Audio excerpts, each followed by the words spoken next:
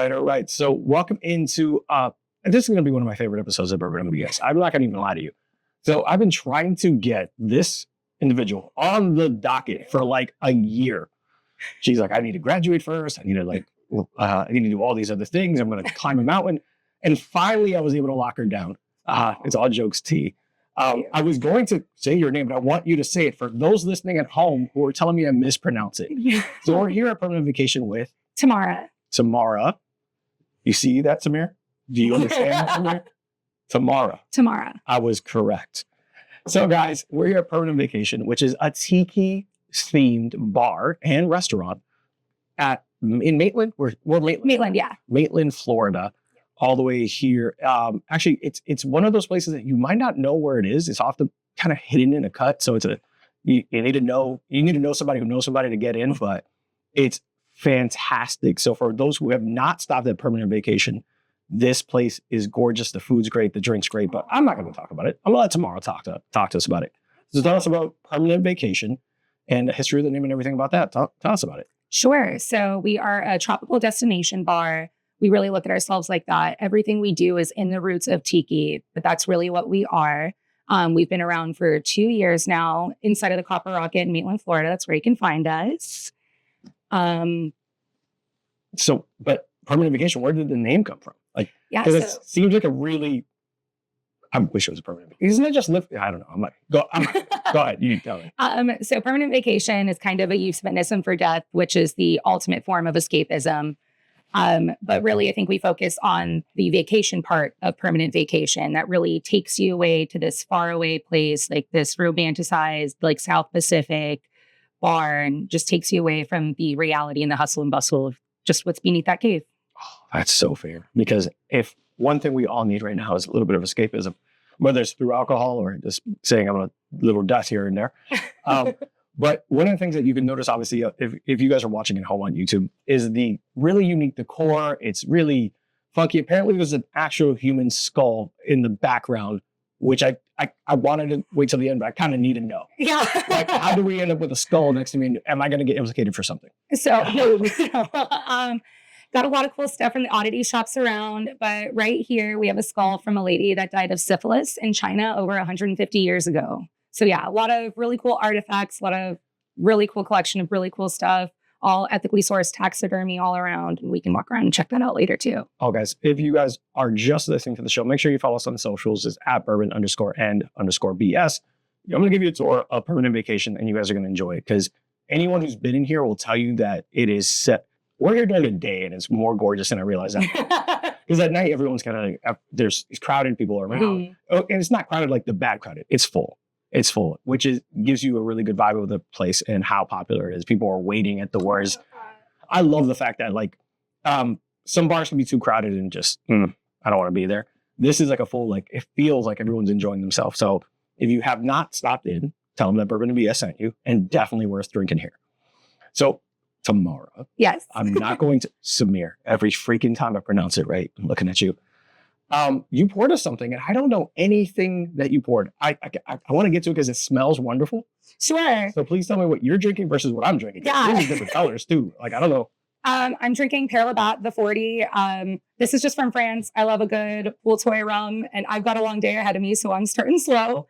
But something for bourbon lovers. This is always my best suggestion for what we have on our back bar. This is going to be the R.L. Seals 12 year. This is out of Foursquare Distillery in Barbados. Aged for 12 years, got a lot of barrel characteristics in there. Fantastic for an old fashioned, but I think it's a wonderful sipping rum. Actually got the bottle right here. Yeah, please show us. Yeah. This little guy right here. This is gorgeous. This is a nice bottle. They make a 10-year too, but the 12's where it's at. that is a nice looking.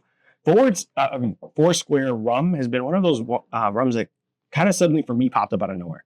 So I know like the Dominica rums and I know all that. And as I got a little bit heavier into drinking, you're 100% right. You're not the first person who told me, if you like whiskey, you're going to like Foursquare. They do so many partnerships and all that stuff. Yeah, I was like, so many of theirs. And then Probitas is also done out of Foursquare. So complete opposite side of the spectrum for sure. Well, this is amazing. Well, thank you for sharing with us. And we're gonna drink this out. Oh my God, that was scary. Cheers, Tamara. I'm not gonna every single time, Samir. Let me try this out. Oh, that's fucking fantastic. This is a 92 proof. Oh my God, that's actually really, really good. Look, I'm going to keep digging into why, about this bar, how long it's been in existence and all that. But I'm going to keep drinking this and I'm going to let you talk because I could do this. Yeah. So how long has Permanent Vacation been here? And was it something before? Or was it how long? Tell us. That was the history of Permanent Vacation. So Permanent Vacation has been here. We're about to round out our 2-year anniversary. Prior to this, funny enough, it was Wilson's Barbershop, who's now located next door. We love Wilson. But this was our office. And then during quarantine, we had so much time and they were like, screw it, let's turn this into a tiki bar. Our owner's cousin owns Hidden Harbor in Pittsburgh. So I was like, at this point, almost a family business. But yeah, it took 4 years from like fruition to like full construction, everything like that. The cocktail menu was 2 years in the making. A lot of back and forth with the fire department, obviously, as you can see. But yeah, it finally got open about 2 years ago and it's been great ever since. And busy. I just thought about that. Was this like fire hazard at first? We were like, hey, like firefighters pushing back? We had a change in the fire marshal too. So somebody who said some things were okay and then someone else came up and they were like, that's actually not okay. It's not okay the whole time. Yeah. But we're okay now. Everything is safe. Yeah. Sprinklers everywhere. You feel confident coming in here. So why tiki? Like what? Like you said, they wanted to open a tiki bar, and it seems like you were there at the genesis of the whole concept and everything. Why'd you guys decide on tiki? I don't know. Yeah, I think it's because of the family business. I don't know though. Okay, so it was because of the other bar and all that stuff. I would say it's like a huge inspiration from like Adam and everything like that. We can like re-answer that too if you want to, but I'm 100%. Well, because I think so. One of the things I appreciate about something like tiki is you guys are unique. There's a bunch of bars that are regular, like there's cocktail lounges and mixology bars and regular bars, and tiki still stands out as something that people aren't necessarily as they don't know as much about it. I'll be the first to tell you that tiki, I've always thought of like this stigma of like, oh, super sweet, super strong, but not. We're gonna talk about that later for sure. For sure. So I can't wait to get to know more about it. But all right, so can you share what tiki is exactly, or like at least some of the information about it? Sure. I feel like when we talk about tiki, the first thing we need to touch on is escapism and tiki's origins. So tiki, had its birth in the 1930s in California, well into what was the Great Depression. So escapism had a lot of allure at the time because it took people away from, like I said, the reality, work into this like romanticized Polynesian dream. And then through that, we've got Don the Beachcomber, who really was the first person to put spices together with citrus, like, Don's mix with the cinnamon and the grapefruit. And then also taking rums from different regions and putting them together in cocktails like we see in the zombie. And then another pioneer to all this is Trader Vic, who was far, far ahead of his time and probably created what was America's first fusion restaurant concept, if we really talk about it. What was the restaurant's theme? I was like the Polynesian theme. Okay. And so he had Hinky Dinks, which he opened up in 1934 in California, and then took a trip down to Cuba, really expanded himself into like the tropics, into rum, came back and then named it Trader Vic's. Yeah. Also, how Trader Vic got his name was through his wife. It was a nickname because he would trade drinks for goods and services. I like him. Yeah. I like that. Yeah.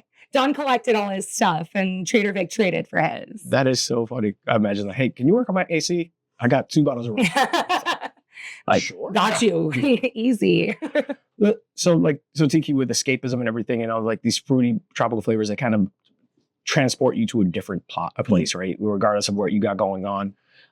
Like in rums at that time were what kind of the more like accessible spirit, or why do you think rum was it? Or at least, Sure. So rum is made in over 200 countries, and there are so many ways to make rum, but really you just need like a form of sugar, whether it's sugarcane juice, sugarcane, molasses, and sugar is found almost everywhere. And then, yeah. That's very true. And you mentioned the drink the zombie, like so those who don't know much about tiki, but do know some like cocktail names, the zombie is one of those like really, I gotta put this. Yeah. It will put you on your ass. Oh, yeah. It will put you on your ass. And it's one of those that surprise you how strong they are too. Something about tiki drinks, they're sneaky for sure. Yeah. And if you guys ever get a chance, some of these tiki restaurants and tiki bars, you guys do a very good job of putting like little skulls next to the strength of the drink because they're very unassuming. Yeah. You might have something that's like a Captain's Grog. It's like, has like 3 skulls. It's like, oh, it's fine. No, don't do that to yourself. Yeah. Ours is laid out through a very cute like form of islands. We have our placebos, which are our non-alcoholics, and our calmatives, then onto our sedatives and our tranquilizers. And zombie lives there along with a rum barrel. Really? The zombies in a tranquilizer? Yeah. Got it. I think I might be way better drinking than I thought. God damn it. This whole semi-pro drinker thing, I'm taking it way too serious. What other drink? Like, so you and I, one of the things that we joked, we connected on is that there is one of my favorite drinks possible. It's a bourbon or whiskey based tiki drink, the Port Light. Mm-hmm. And I've made that for my friends, and they're always like, "This is tiki." It's like, "This is surprising." Well, like the fruit flavors and citrus, is that also because of the timeline of when tiki really blew up? Like, I think that has to do more with like the travel around the South Pacific and acquiring all these like exotic flavors that weren't indigenous to us and really bringing light to flavors of other regions. Awesome. Well, like for those who haven't tried them, non-traditional cocktails, love these fucking things. Bring your friends and a DD. So bring your friend that can't drive. Can't drink. They can drive. Sure. Hopefully she drive. That's a different problem. Guys, we're going to take a really quick break. And then we're going to talk about some of the trends in tiki and in cocktail scene in general in Orlando and Florida. Because Central Florida is blowing up and giving people so many options. So when we get back, we're going to touch a little bit more on that. And we're going to get to talk to T-Morph, Samir. Be right back. Hi, guys. We are back. We were sharing our alcohol together. So the one that she has, for those, I don't know how to describe it fully other than, and it's not this is going to sound worse than I mean it, but it's like a rubber pool toy is what you described it as. Not mine, hers, but it wasn't bad, which is a weird thing to say about rubber pool toys. I've never wanted rubber pool toys in my alcohol. And that's in your mouth. Yeah. Jesus. I was not expecting that. T, you have been saying the voice too long. I know. It's pause. It's voice game. I love that. This is great. It took Josh 2 hours to like an hour and a half to like make a dirty joke like that. My mistake. So he's winning. All right, so guys, Josh from the Packwoods, who's recently been on the show. For anyone listening at home, we had Josh from the Packwoods. It took him an hour for him to break one dirty joke, and he said just started dying. Yeah, it was amazing. He's so professional. He is. Yeah, all of you are. That's the truth. Believe it or not, like for those who are listeners and have been following for a long time, like part of the reason why I know T is because of the courtesy, Billy Maskers, and then Mitchell and everyone over there. But when you talk to them on this level while recording, you guys show up so professional.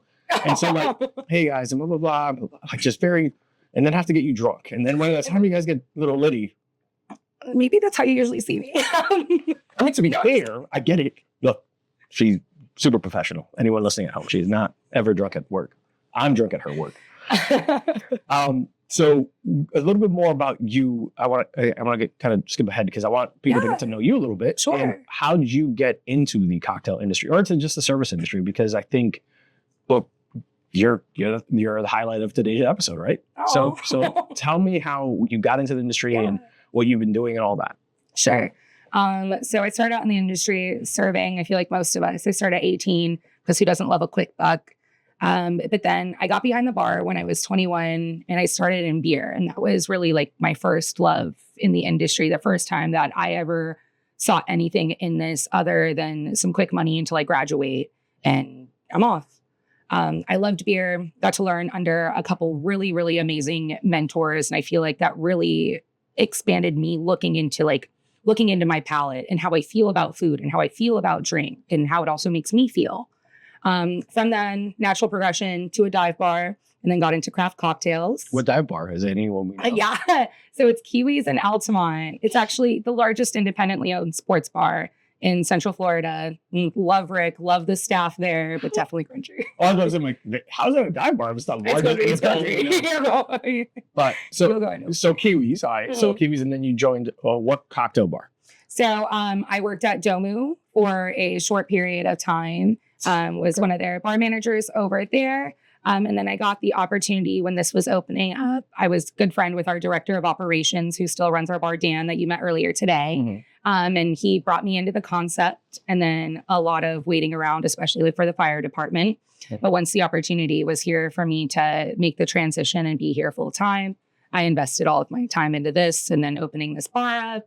And then about a year and a half or so ago, I started with the Courtesy. And then so I've been with those places ever since. Couldn't be happier. That's dope. Why'd you end up going into the Courtesy? Is it something that you've always thought about? Or Yeah. So one of my best friends, Emily, she used to work there. She was the token female. And then exactly. We were hiring for Nightmare. You know, Emily, she made the Belladonna. No, I know, but I'm like, I don't know the other female bartenders.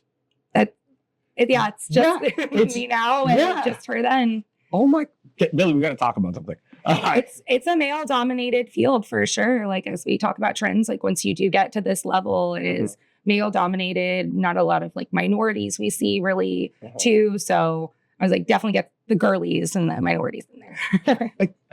I do believe though, like I have started seeing an uptick in like female bartenders, bar managers, service industry. Like even like one of the things that we've done for the show is talk about women in distilling, or just in the just master distillers, or the Uncle Nearest is one of like the first the largest owned African American named whiskey in the world, and like their owner's a woman. Like I think that they're starting to see a trend in the right direction of all including inclusivity and making sure that everyone's represented. Absolutely. Yeah. So you said that you did that and it was just kind of like you fell into it, or you've been wanting to go to the Courtesy? So when I even interviewed for this job, I thought, man, like I don't know if I'm good enough to work here. There's so many people that I look so like up to so much, and so many people I would die for mentorship from. And I went and I did the interview and I absolutely bombed it. So Billy, I don't know why you hired me, but thank you so much. I bombed it?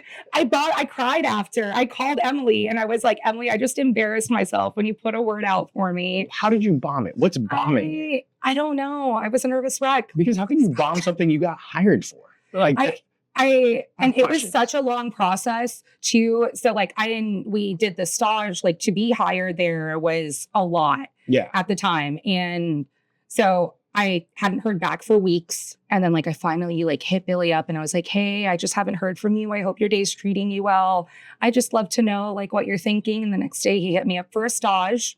And I walk in and, you know, Tracy and Carlos I've known since I was in Oviedo doing beer and he was at Public House. And Tracy had their first date. I know, right? He used to run that place. Really? Yep. Everyone's got their roots in a dive. Jesus. Go on. I've probably seen you more times than you've realized. Right? Cross paths for sure. Jeez. All right, go on. And then Tracy had their first date with their significant other here. And so I walk in and I'm like, I got the job. Like, thank God these guys know me. And it was the time flew by. I was only supposed to be there for 2 hours. I stayed there for like 3.5, just laughing, having a good time. And they were so great. And then I just held my breath and they called me and been there since. That is dope. Like that is such a fantastic story. And we've talked about it a couple of times on the shows. Like this world in the service industry is very interconnected.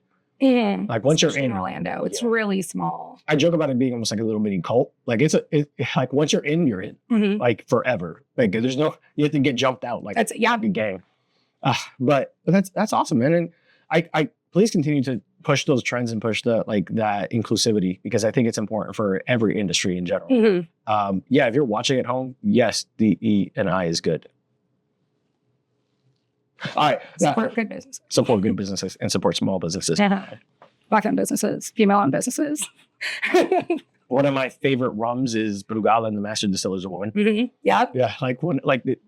I think good product is good product. I just don't like gatekeeping. Absolutely. Yeah. And I think that there's always going to be people that give you this different frame of mind, flavor profiles, and all this stuff. And there's nuances and details, attention to details. That could come from anyone, but As we talk about trends, I feel like the gatekeeping trend is also out. I think really the community does care about everybody being good at what they do and everybody learning and being educated, because it really just only helps boost all of us up. And we are very tight knit, even though there are a lot of bars popping up, as you mentioned, and we're going to talk about we are all best friends, and so we all want to see each other succeed. To be honest, I mean, half the reason why my show is doing as well as it is because the service industry has accepted me as like, you're so damn lovable. You heard it. I was not lovable. You jackasses out. No, there's haters. Yeah, there always is one. There's always someone in the comments like, this guy, bald, shiny head. Listen, no, but even like Mitchell and them, whenever like people are like, oh, are you in the industry? And I don't answer. I'm like, well, like, no. And Mitchell's like, he's industry adjacent. I was like, why do you yell from the other side of the bar? Like, you gotta let him know. And I appreciate it. Like, but it's funny because you guys, like, the service industry is so much of a brotherhood where people look out for each other. So even the people who show you love, your regulars, all that stuff, you guys are like, nah, they're with me. They can sit with us. Mm-hmm. So I love that about you guys, and the way that you guys keep boosting each other up. Like, I've never sat with someone in the service industry and done an interview where they've spoken ill of anyone else in the industry. Even if I would never know if anyone disliked each other. It's always like, oh, they're doing some really good stuff over there. Oh, they're always doing this. Oh my God, they're so great. So there's like this unspoken brotherhood of like connectivity. And I think when I see people like Billy, Mitchell, you, everyone, and like that's the connection, Tim Bradstreet from / all of them, like you guys know each other, look out for each other, support each other, boost each other up, even when you guys technically are competing with each other. Like in some aspects, some of you are like close to each other. You're like, nah, I want them to win too. There's plenty of ways to make it work. I think after you go to brunch at the porch, you come to / and then you come to the courtesy. Yep. And everyone's all good about it. They're like, oh, just let them know we sent you. Or you end up going at Fiddler's Green or something like that. So it's just cool to see that. And I love that. So we're going to keep pushing for you to do well and everyone else to do well. So we talked a little bit about trends and just in the cocktail industry. Like, what have you been seeing from someone who's been so heavily rooted into it? Sure. So something actually that Dan and I were talking about yesterday was non-additive spirits really becoming so important to like the consumer and then to bars. We're seeing that, I feel like, a lot with tequilas and now a lot with rum, and that the consumers are demanding these higher quality products without additives, additional sugars. What do you think that is? I mean, aside from like the good reasons, like their health benefits, but just the quality of the product, a better drink. And I feel like also too, as inflation happens and prices rise, like your Big Mac meal is $11 now, and your cocktail almost anywhere is $14. You want good product in it. You want to be drinking something that's fresh, like something that's made by people, like made with love, and taste all of that. I like that. It's a headache. Oh my God. I was about to also say, like, as you get older, sorry, I'm aging myself, I can no longer drink Fireball because whether the sugars, whatever, but there's a really good amount of time that I could drink something. I'll bring tequila and mezcals because you brought up tequila's. Like, I'll drink Fortaleza, I'll drink something like that, and I don't wake up super hungover. I don't wake up hungover. Plus, it's also like, I think I'm accustomed to drinking now. But I can almost tell when I've drank something that isn't as good, or I can almost feel like it tastes like artificial. It's not as enjoyable. I'm not here to judge anyone who wants to drink what you want. I'm not telling you want to, but I agree with you. There's a big push for health almost. Like, I know I'm being unhealthy, but I want it to be as clean as possible. I don't want any extra unhealthy things. So with that trend, do you guys feel pressure to make sure your stuff is up to that?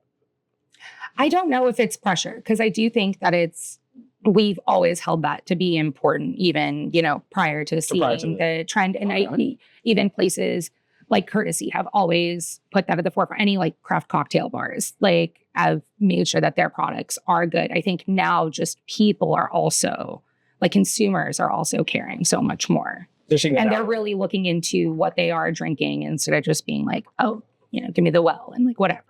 That's fair. They're more, as information is more readily available too, right? Mm-hmm. Absolutely.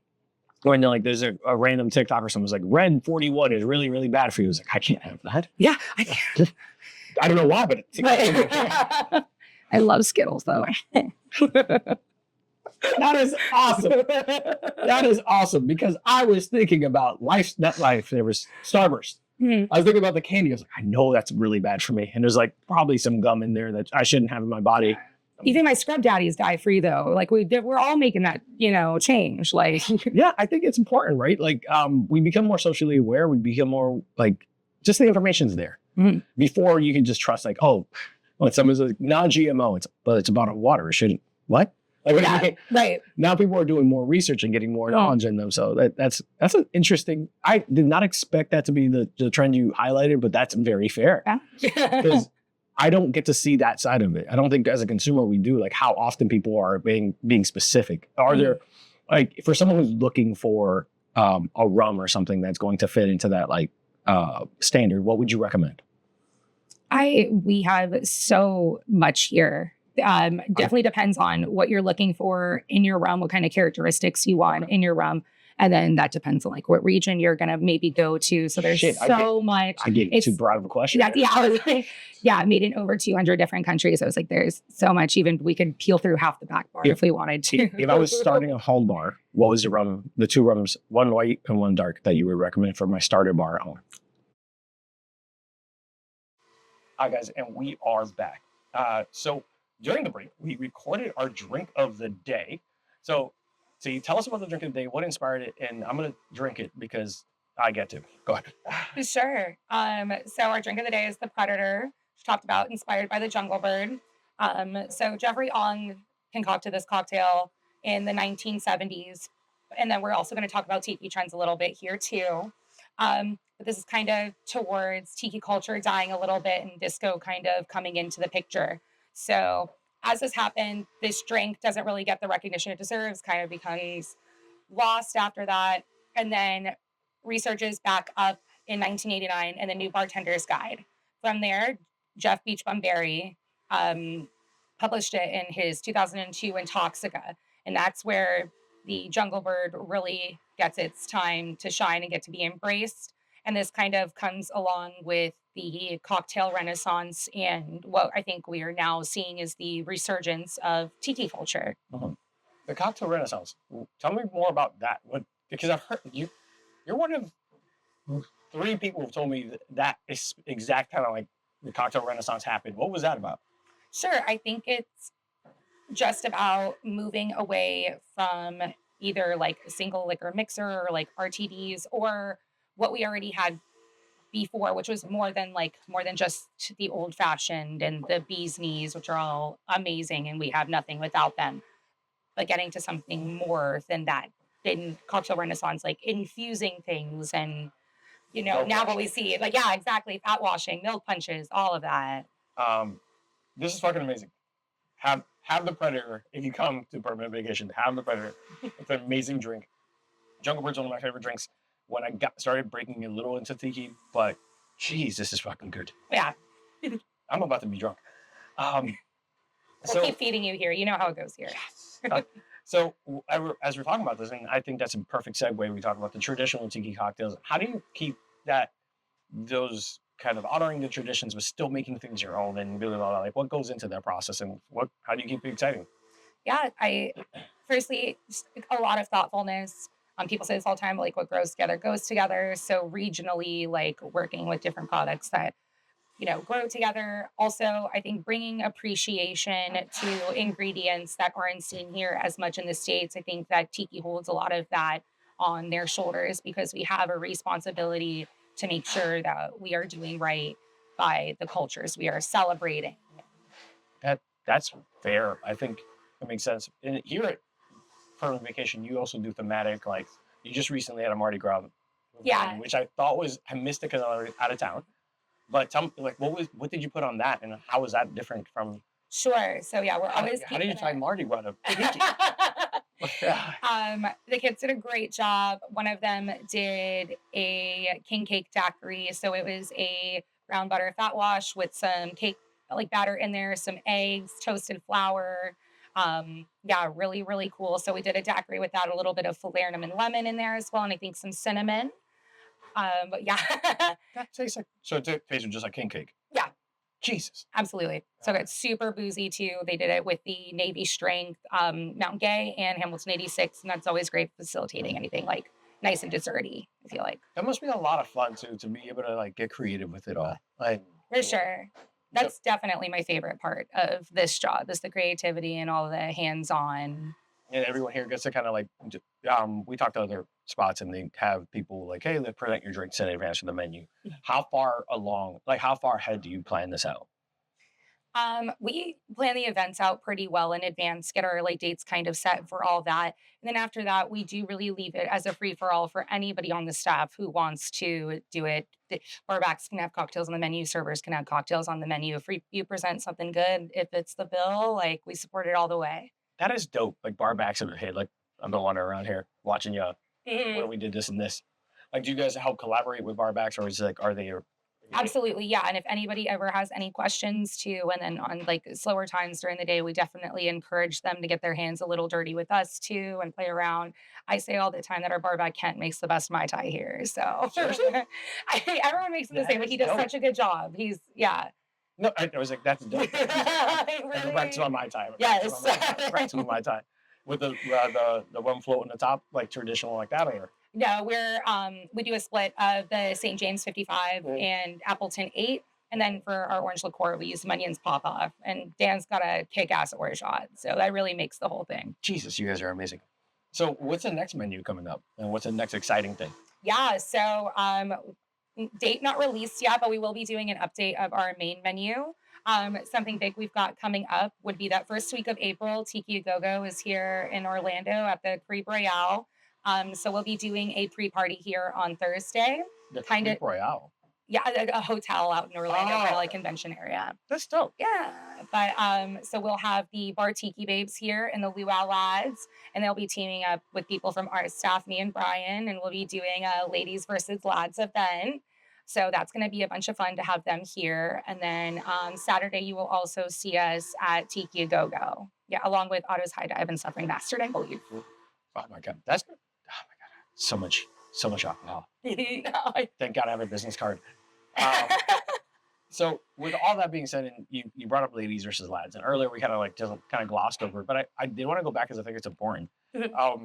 You being in this industry for as long as you have been, finding really good, solid success, like how have you felt about being a lady in the industry? I know that you said kind of you were the only, like it was you and forget her name that you said. Emily. Yeah. So it's Emily, then it was you. It was like swapping out. Like how's that been going? And not to get too personal. Yeah. No. And Emily also still a great friend of the bar. She'll be doing tons of stuff with the courtesy that I'm sure you guys will see soon.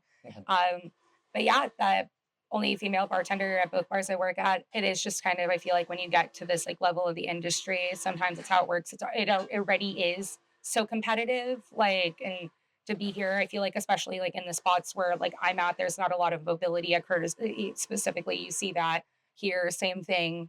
So it's tough, and misogynism for sure does exist in the industry. And I'm so grateful to work under such amazing men that really like let me shine and support me in everything I do. But yeah, you're gonna start seeing a bunch of women power. And I think a huge trend that we see with the younger females too was like back when, whenever like a lady got their spot, they would hold on to their spot and really have to kind of gatekeep that because somebody would take it away from them. And that was so real.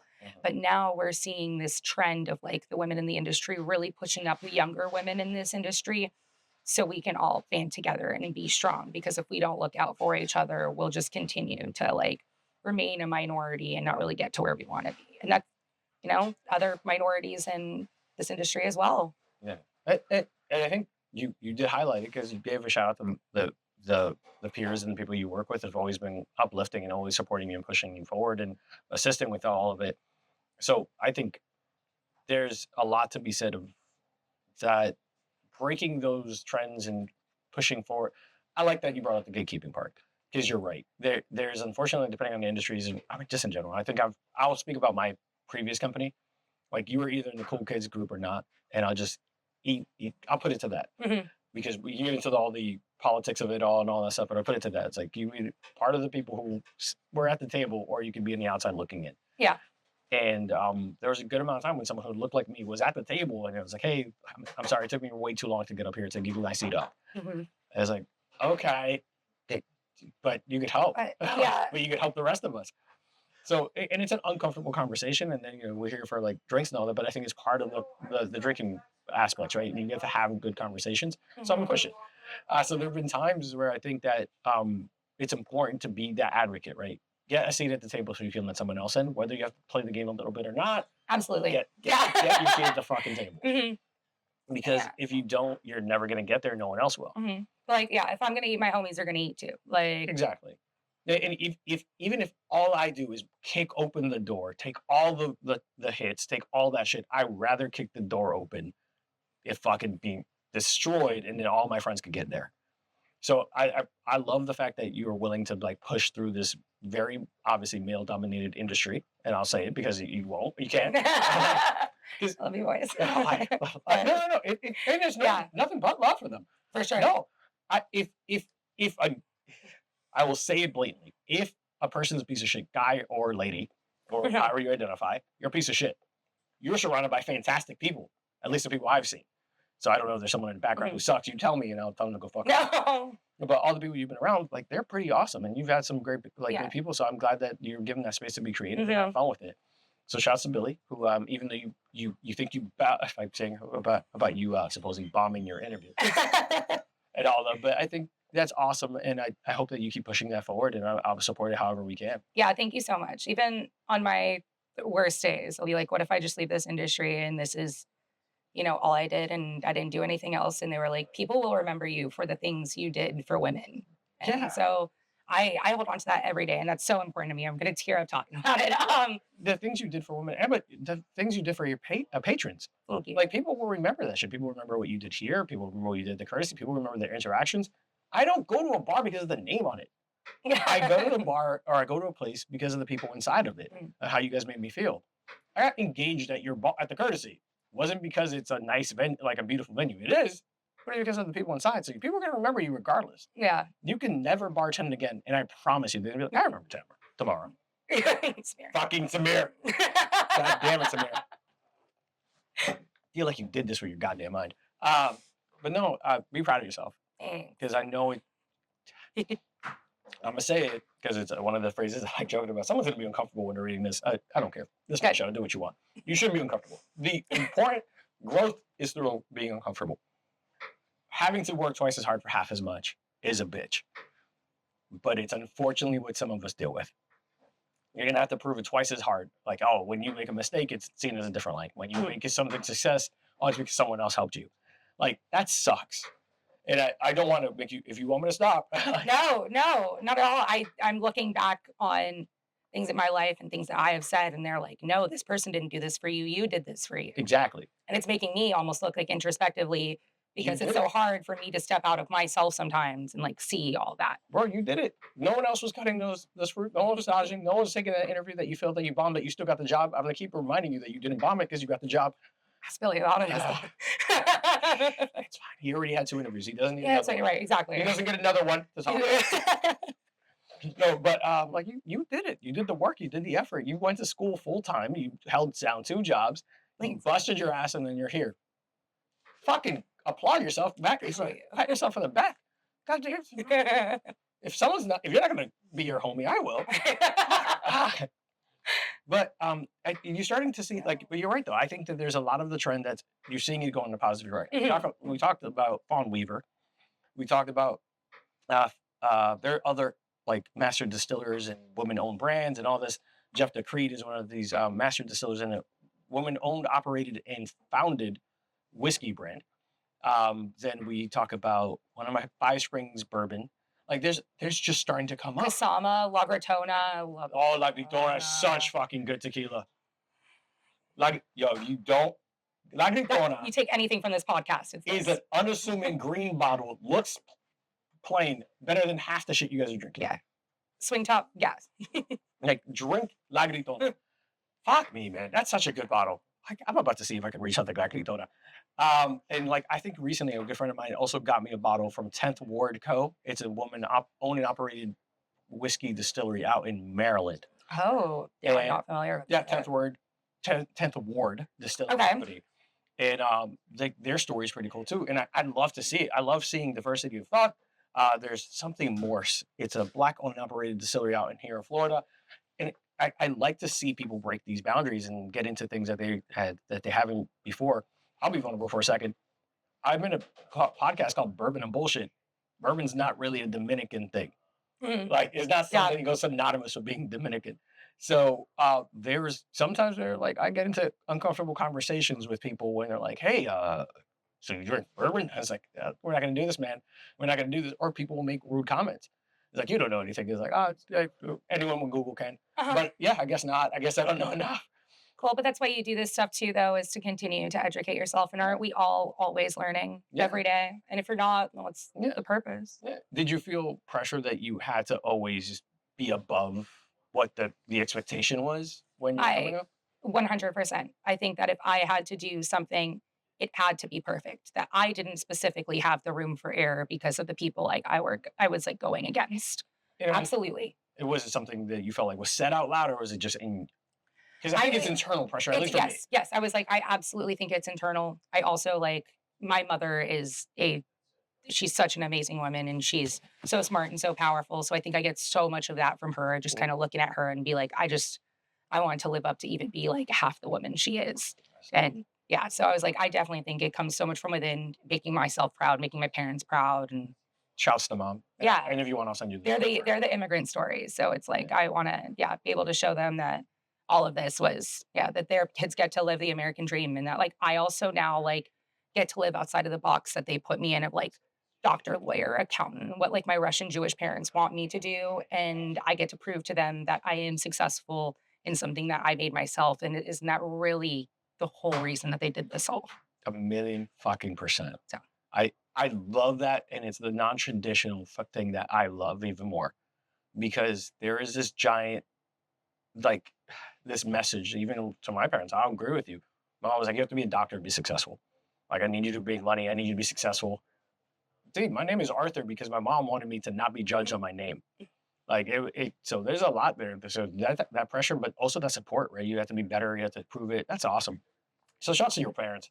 Yeah. Love you guys so much. Love your mom and dad. You're not my mom and dad, but love you, her mom and dad. Not everyone's mom and dad. Not everyone's mom and dad. Guys here at the show. They're everyone's mom and dad. But so we there's a lot to follow up on there. I feel like it's so far off. But I love it. That's the point of this. That's what Bourbon and BS is like. Wherever the fuck this conversation takes us. Hard on the BS tonight. But that's the point, right? And I just think it's dope that you were able to have that space, able to keep pushing people forward and have that motivation and always be better.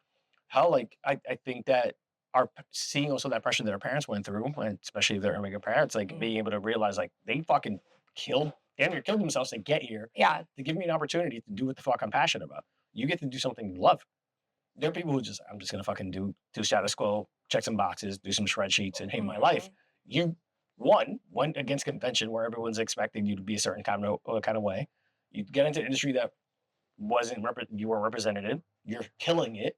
You're young in it, and you went to school it. So I'm gonna fucking give you all your flowers wherever I can. Oh. All right. So we're gonna go a little less serious, but key message: do what the fuck you believe in. Do it well, and fuck what anyone thinks. Money, all the stuff will come. It's all whatever. Yeah, do what you love, and you'll make the money then.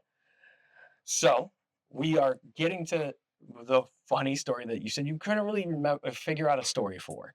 How you still feeling like you can't get one for In the Weeds? I don't know. Hey, it's not a big deal. We ask everyone, which means either you were super zoned in. Because there are those people, right? Like when it gets crazy, people will find sick. Like I like busy. I have ADHD.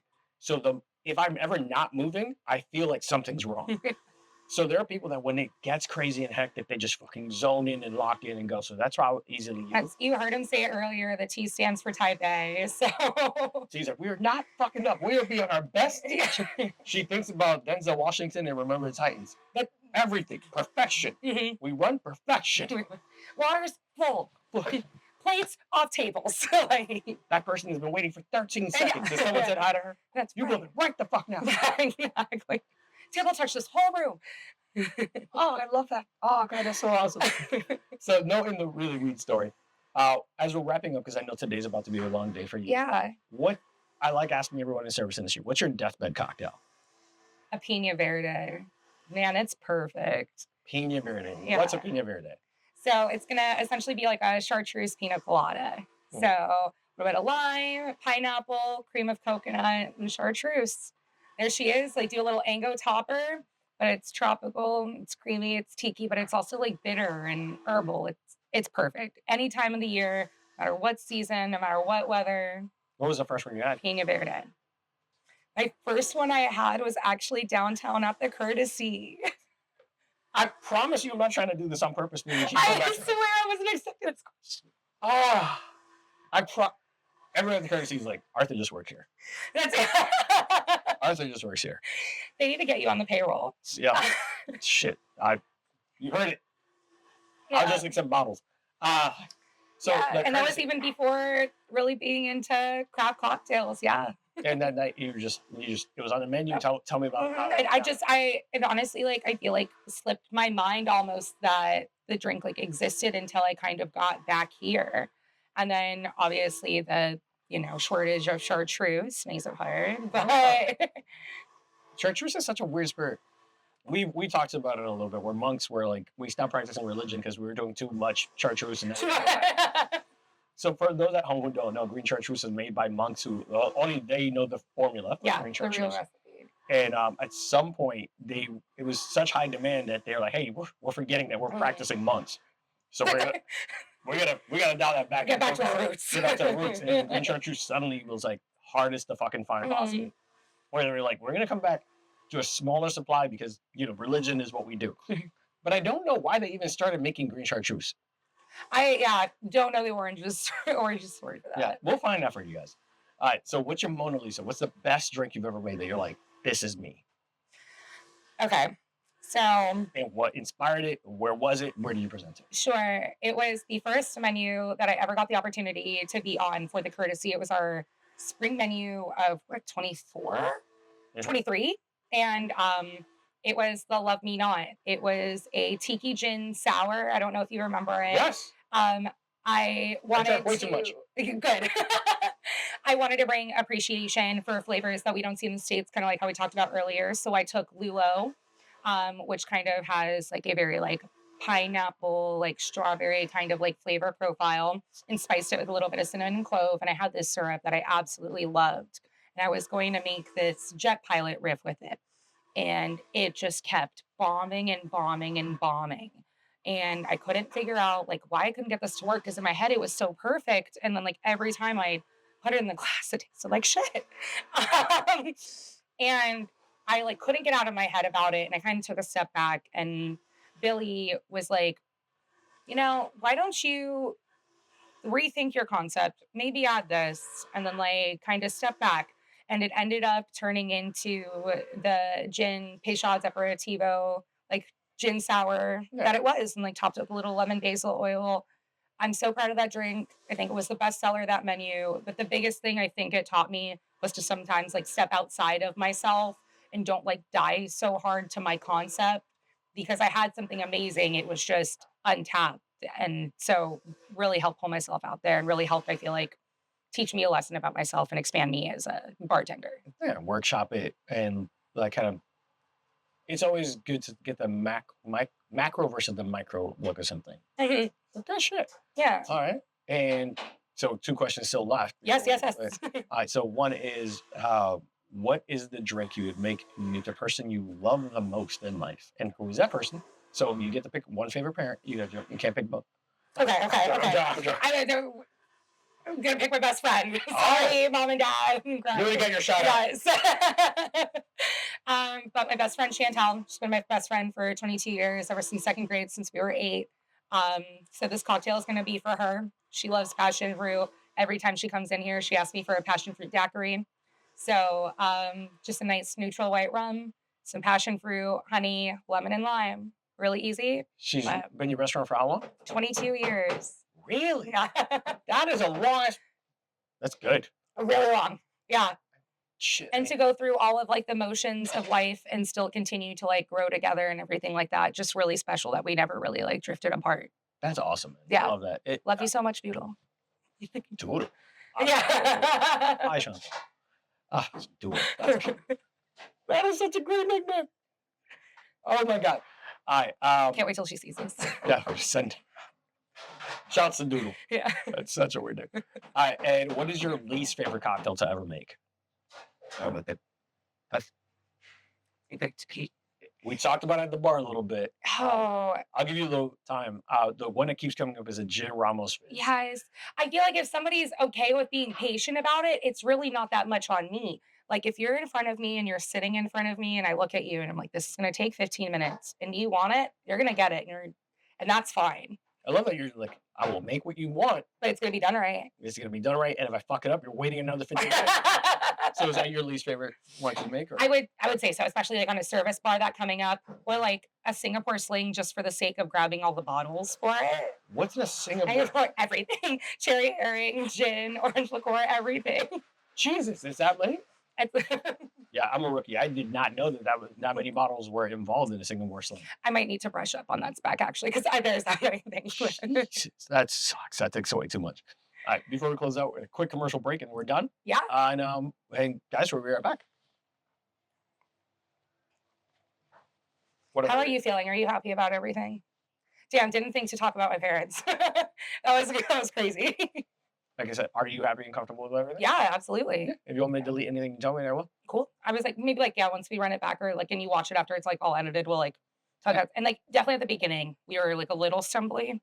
So it's part of the process. Cool. Yeah. So what I'll do is I'll move that to like so when I put stuff on behind the paywall, it's like the uncut, unfiltered. Okay. So it's fine. Cool. No, right? Like it's about to come back. Cool.